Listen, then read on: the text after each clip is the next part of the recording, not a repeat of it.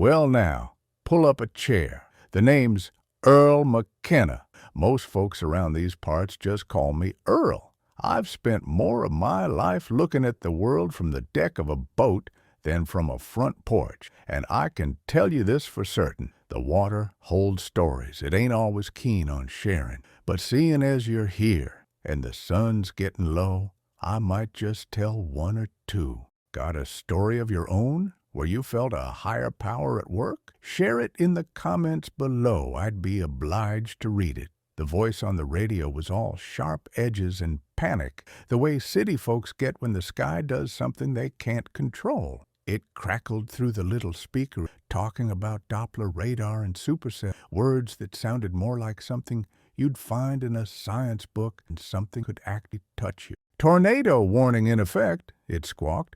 All residents near the lake are advised to seek immediate shelter. I just grunted and poured myself another half cup of coffee, black as a moonless night. Shelter. For 53 years, this lake had been my shelter, my office, my church, my pantry. I knew its moods better than I knew the lines on my own hand. I'd seen it gentle as a sleeping child and angry, aroused. A tornado?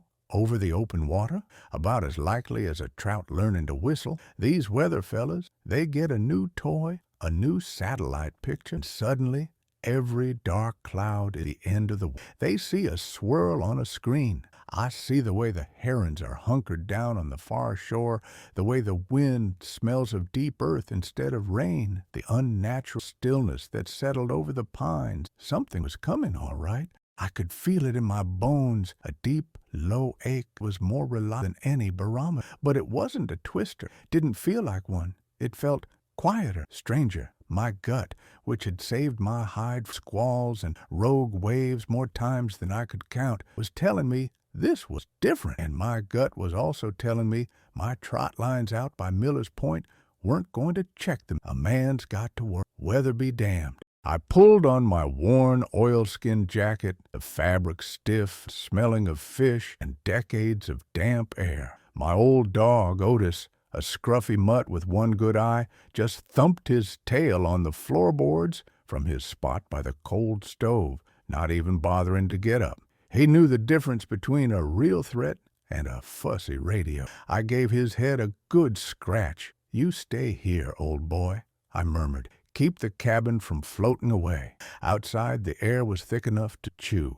The sky had gone a bruised, sickly color, a mix of green and gray that made the vibrant greens of the forest look dull and faded. There was no wind, not a wisp. The lake was a sheet of dark glass, perfectly still, reflecting that ugly sky without a single ripple. It was the kind of silence that's louder than any noise, a held breath that makes the hairs on your arms stand up. My boat, the Pearl, named for my late wife, for she was a rare and sturdy thing, was tied at my little dock. She was nothing fancy, just a 14-foot aluminum skiff with a small but reliable motor, and a lot of dings and scratches, each one a memory.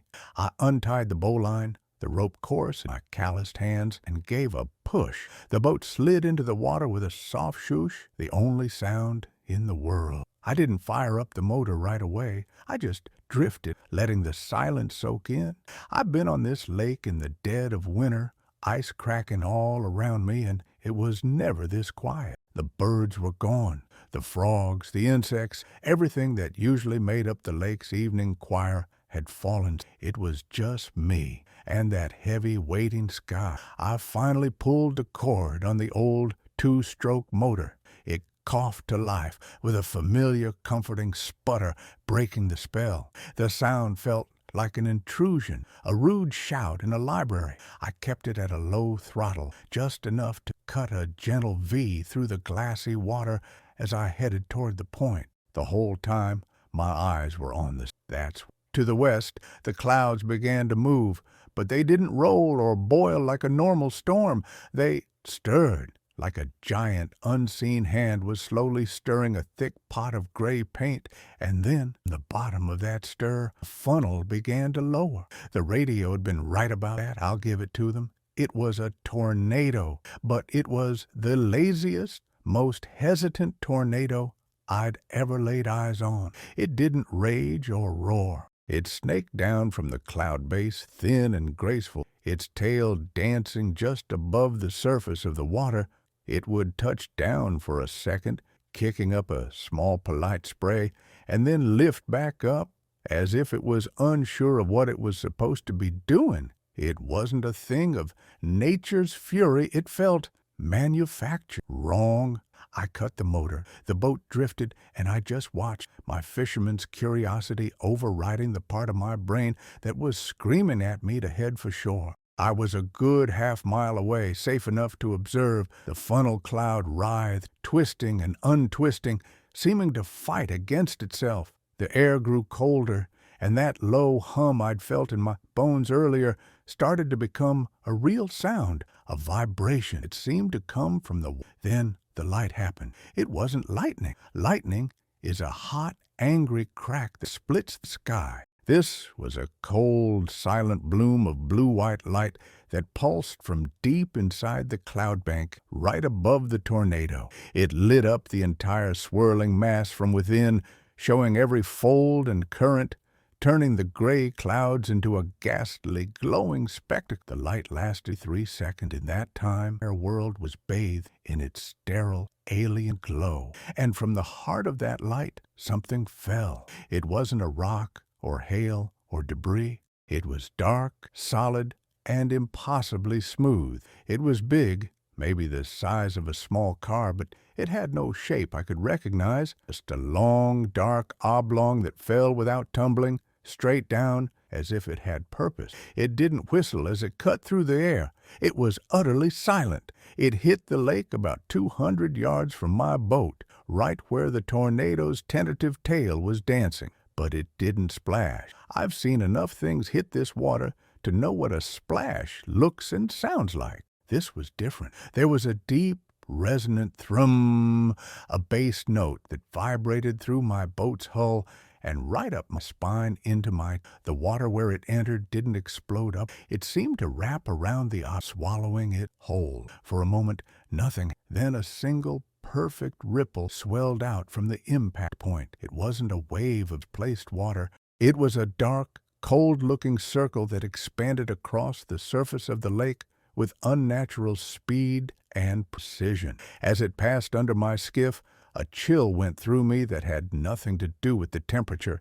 It was a coldness that felt ancient and profound. And just like that, it was over. The instant the ripple passed me, strange hum ceased. The blue-white light was gone, and the tornado, it just evaporated. It didn't retreat back into the cloud. It dissolved into mist, gone in the blink of an eye. The bruised color of the sky began to soften, and a sliver of the setting sun broke through the clouds to the east, painting the placid water in strokes of orange and gold, as if nothing had ever happened. I sat drifting sudden twilight, my knuckles white on the gunwale. My heart was hammering against my ribs, not with the fear of a storm, but with the chilling, absolute certainty that I had just seen something that I was not supposed to see. The radio in my cabin had warned of a tornado. It had said nothing about what might fall out of it.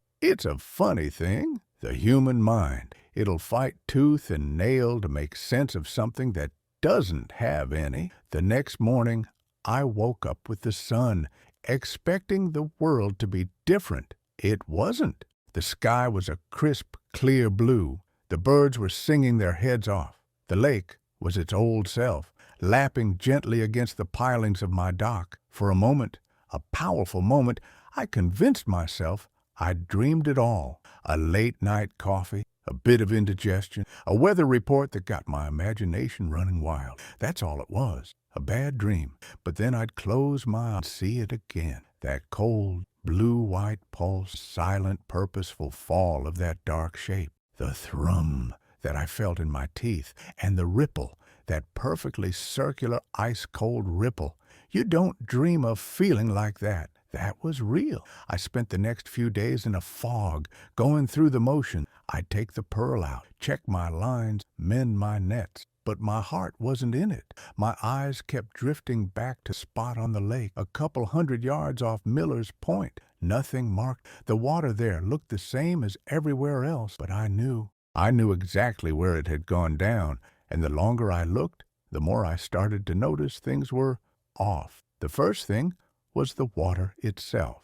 Around that spot, the lake, which was usually a murky green-brown, started to clear up. At first it was subtle, but by the third day it was undeniable. The water in a 50-yard circle was becoming as clear as spring water. I could see the bottom 20, 30 feet down. I could see the rocks, the sunken logs, swaying weeds, all in perfect detail. It was beautiful in a way, but deeply unsafe. It was like the lake had a window, and I was looking through it. Then they were gone. Not from the whole lake, just from that area. My lines, which I'd set a good distance away, were still pulling in catfish and the occasional bass, but anything near that circle of clear water came up empty. I tried casting into it, using my best lures, the ones that had never failed me. Nothing, not a nibble, not a strike. I could see them, schools of perch and sunfish, swimming right up to the edge of the clear water and then turning away sharply as if they'd hit an invisible wall. The animal kingdom knows things we've forgotten since, and every fish in this lake was screaming that something was wrong. That's when the humming started. It wasn't loud. It was a low-frequency vibration that seemed to come up from the ground, through the floorboards of my cabin, and settle deep in my chest. It was a steady, rhythmic pulse, like a great engine idling far, far away. Otis felt it too. He'd get restless after sundown, whining softly in sleep, his one good eye twitching. I'd lie awake for hours, listening to it, feeling it. It wasn't a threatening sound, not exactly. It was patient, and it was coming from the lake, coming from that spot. After a week of this, I couldn't keep it to myself anymore. A man can go crazy with a secret like this rattling around in his skull. There's only one person I'd trust with a story that sounded this much like a tall tale, and that was Zachary. Zach and I go way back. He was the head ranger here for 30 years before he retired. He knows every tree, every game trail, and every ghost story this land has to offer. He's a man with his feet planted firmly on the ground. But he's seen enough strange things in the woods to know that the world is bigger than what you can prove in a laboratory. I found him on his porch, whittling a piece of driftwood into a remarkably lifelike owl. He looked up as I approached, his brow furrowed under a white hair. "Earl," he said, his voice a low rumble, "you look like you've seen a ghost that owes you money." I sat down in the other rocking chair, which groaned under my weight, for a while, listening to the scrape of his knife on the wood. Finally, I told him everything. Strange storm, the light, the object falling, the sound it made, the clear water, the missing fish, the humming at night. I laid it all out, feeling more foolish with every word. He didn't laugh. He just kept whittling, his eyes focused on the wood. When I was done, he was quiet for a long time. He shaved a fine curl from the owl's wing before he spoke. "You've been hitting that bottle of corn whiskey you keep for emergencies, Earl." "I'm stone-cold sober, Zach, and you know it," he sighed, setting the owl down. "A military drone, maybe. Some new kind of experimental weather satellite that fell out of orbit. Government's always dropping junk where it shouldn't." "It didn't look like junk," I said, my voice low. "It looked finished, and it didn't make a splash. And that wouldn't explain the water or the fish." Zachary stared out toward the lake, which we could see shimmering through the trees. "No," he admitted softly, "it wouldn't." He picked at a splinter on the porch rail. "My granddad, he was a logger up here before the park was even a park. He used to say this lake had a cold heart, said it was deeper than any man knew, and that sometimes it called for things. Old Indian legends said the same, that things would fall from the Star Road and sleep at the bottom, waiting." He shook his head as if to clear it. just stories. Old folks trying to explain comets and meteor showers, but his words sent a shiver down my spine. It called for, felt like, not that it was calling to me, but that it was calling out, beacon in the dark. My fisherman's soul couldn't leave it alone. It was the ultimate catch, the one that got away before it was even on the line. I had to know what was down there. The next day, I took the pearl out with my fish finder. It's a decent little unit, sonar and all, gives me a good picture of the bottom. I figured I could at least get a sense of the shape and size of the... I motored out to the edge of the clear circle. The lake was calm, the air still. I could feel that low-level hum even in the daylight now, a faint thrumming against the boat's hull. I watched the screen of the fish finder. It was showing a normal sloping bottom, about 35 feet down. I nudged the boat forward, into the clear water. The second my bow crossed that invisible line, the unit went haywire. The screen dissolved into a blizzard of static,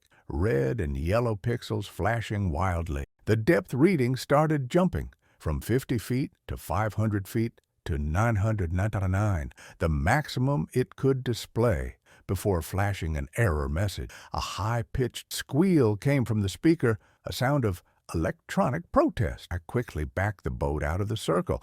The instant I was back in the murky water, the screen returned to normal, showing a placid 35-foot bottom as if nothing had happened. I tried it 3 more times. The result was the same every time. Whatever was down there was putting out some kind of energy, something that scrambled electronics. Zach's words came back to me. A military drone. That would make sense. Some kind of jamming technology. But it didn't feel like that. This felt older, stranger.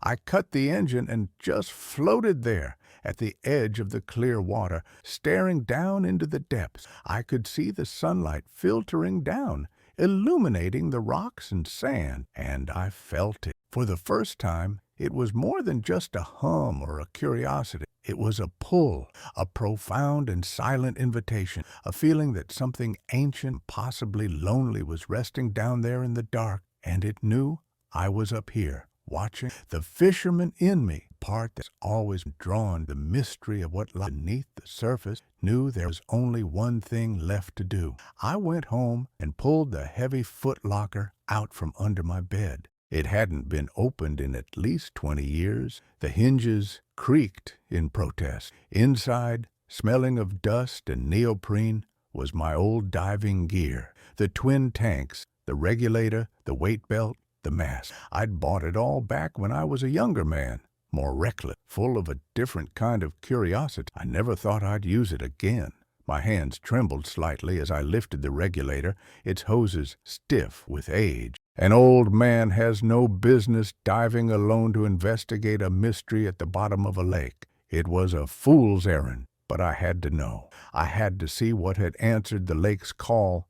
There's a special kind of quiet that only exists underwater. It's not the absence of sound, it's the presence pressure, a heavy, enveloping silence that pushes in on you from all sides, muffling the world, muffling your own thoughts. The only things you can hear are the slow, mechanical rasp of your own breathing through the regulator, the frantic drumming of your heart. It's a world that makes you feel very small, very temporary. Getting into the gear was a battle in itself. My joints complained with every strap I tightened, every buckle cinched. The weight of the twin tanks on my back felt like tombstone. For a moment, leaning against the gunwale of the Pearl, the absurdity of it all hit me. An old man chasing a ghost story with equipment that was probably older than the kid who delivered my mail. I could almost hear my dear Pearl's voice in my head, scolding me for my foolishness, but the pull from the depths was stronger than the voice of reason. I took a few deep, steadying breaths, tasting the stale, metallic air from the tanks, and rolled backward over the side of the cold shock. A full-body gasp drove the air from my lungs. The water was far colder here inside the clear circle than in the rest of the lake. I hung there for a moment just below the surface, letting my body adjust, watching my own bubbles rise toward the silver ceiling of the waters. Above me, my boat was a dark, the bright sun, my only link to the world I knew. Below me, the mystery. I equalized the pressure in my ears and began to descend, following the anchor line. Clarity of the water was breathtaking. It was like sinking through pure air. Sunlight pierced the depths in shimmering golden shafts, illuminating a world I had only ever seen in blurry shapes on a fish finder. I saw a tire, half buried in the silt, a forgotten fishing pole, a school of tiny minnows that scattered like silver dust as I passed. I was seeing the secret history of my own lake. I kept my eyes on the bottom, scanning. I was looking for a crater, a sign of impact. A disturbance in the sand was nothing. The lake bed was smooth, untouched, as if whatever lay here had simply arrived. I reached the end of my anchor line, my fins brushing the soft silt 35 feet down. The humming was stronger here, a tangible vibration I could feel in my bones, a resonant thrum that seemed to be coming from everywhere at once. And then I saw it. It wasn't buried. It was resting on the lake bed as gently as a fallen leaf. It was about 100 feet away from my anchor, partially nestled between two large moss-covered boulders. My first thought was that my memory played tricks on me. It was smaller than I remembered, maybe 10 feet long and about 5 feet high at its thickest point. It was smooth, a deep, matte black that seemed to drink the light, making it hard to focus on its exact shape. There were no seams, no rivets, no hatches. It looked less like something that was built and more like something that was grown, like a giant obsidian seed pod from a tree that didn't exist. I pushed off the bottom, my movement slow and dreamlike, and kicked gently toward it. As I got closer, I saw that the surface wasn't entirely black. Faint, impossibly thin lines of pale blue light crisscrossed its surface like veins. They weren't glowing brightly, more like a faint phosphorescence, and they pulsed with a slow, steady rhythm and time, with the deep hum that filled the water. It was the most alien and the most beautiful thing I had ever seen. My mind raced, trying to put a name to it. Zach's words came back. Military drone, weather satellite. No, this was not made by human hand. Every line was too perfect, every curve too deliberate. It had an air of immense age and patience about it, as if it had been resting here for 1,000 years, not just a little over a week. My fear began to recede, replaced by a profound, overwhelming sense of awe. I was a fisherman who had spent his life pulling things from the water, but I had never imagined a catch like this. I circled slowly. One side was gently curved like the bow of a canoe. The other end tapered to a soft, rounded point. There were no markings, no symbols, nothing to indicate its origin or purpose. Just the smooth black skin, the soft, pulsing blue lines. I felt an irresistible urge to touch it. I knew it was a stupid idea. Every instinct of self-preservation I had was screaming at me not to, but my curiosity was a stronger force. I reached out a gloved hand, my fingers trembling slightly. I hesitated for a second, my fingertips hovering an inch from the surface. The humming intensified slightly, the blue lines brightening in response to my closeness. I took a breath and pressed my hand against it. The surface wasn't cold as I expected. It was strangely neutral, neither warm nor cool, and it had a texture like stone. But the moment my glove made contact, something, not to the object, to me, the hum ceased to be a sound and became a feeling, a thought, a torrent of information poured directly into my mind. There were no words, no images, just pure sensation. I felt a vast, endless emptiness, the cold vacuum of a space so immense that our sun would be less than a grain of sand on an infinite beach. I felt a loneliness so deep and so absolute it made my own solitary life on the lake seem like a crowded party. It was the loneliness of a traveler on a journey that had lasted for eons across gulfs of darkness I couldn't comprehend. I felt the slow, patient passage of time, millennia slipping, and beneath it all a sense of purpose, of a destination, a long-ago mission that had been interrupted. My mind reeled. It was too much. The sheer scale of it was crushing. I snatched my hand back as if I'd been burned. The torrent of sensation stopped instantly. The humming returned to its low, steady thrum. I was just an old man in a cold lake again, breathing recycled air, my heart hammering like a trapped bird against my ribs. I stared at the object, my awe now mixed a healthy dose of terror. This wasn't just a piece of fallen technology, it was a being, or a vessel for one, a silent sleeping traveler that had fallen from the stars and come to rest in my lake. What had happened to it? Had the tornado, that strange, unnatural storm, been a symptom of its arrival? Had it been damaged? Was it waiting for something? Rescue? Repair? The questions were too big for a simple fisherman. I checked my air gauge. It was time to go. My body was shaking, and the cold was starting to seep deep into my bone. I turned to leave. One of the blue lights on its surface, the one closest to where I had touched it, pulsed a little brighter than just once. It wasn't a threat. It felt like acknowledgement, a silent, lonely greeting from across an unimaginable void. I kicked for surface, ascending my anchor line far faster than I should have. When my head broke the surface, the familiar sounds of the world rushed back in. The cry of a distant loon, the gentle lapping of water against the hull of my... I gasped in the fresh, clean air, tearing the mask from my face. The sun was warm on my skin. The world was exactly as I had... But I was not the same. I dragged myself over the side of the boat, clumsy and exhausted, and lay on the aluminum floor for a long time, the weight of the tanks pressing me down. I had gone down, looking for a piece of puzzle. I had come back, the universe of questions never answered. Later that evening, I told Zachary what I'd seen. I left out the part about feeling I got when I touched it. Some things are too strange, even for an old... He listened, his face grim. So the old stories were true, he murmured when I was done. Something sleeping at the bottom. We sat in silence for a while, watching the fireflies begin their nightly dance over the water. "What do we do, Earl?" he finally asked. I looked out. The dark, still surface of the lake. It looked the same as it always had, but now I knew its secret. It was a cradle, a hiding place. "We don't do anything," I said, my voice barely a whisper.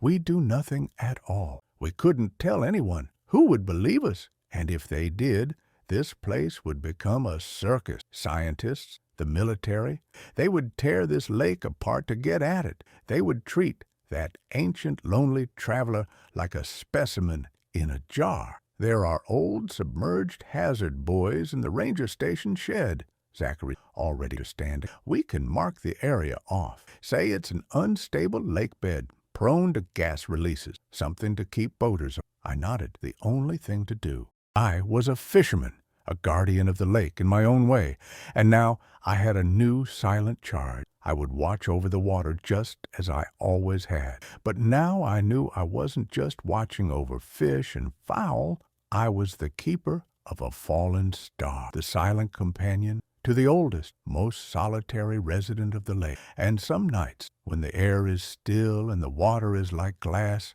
I can still feel that low, patient hum rising from the depths, and I know I'm not alone. I reckon we all have a secret place we protect, a memory, a spot in the woods, a story. If these tales of mine stir something in you, consider subscribing. It helps an old man know he's not just talking to the waves.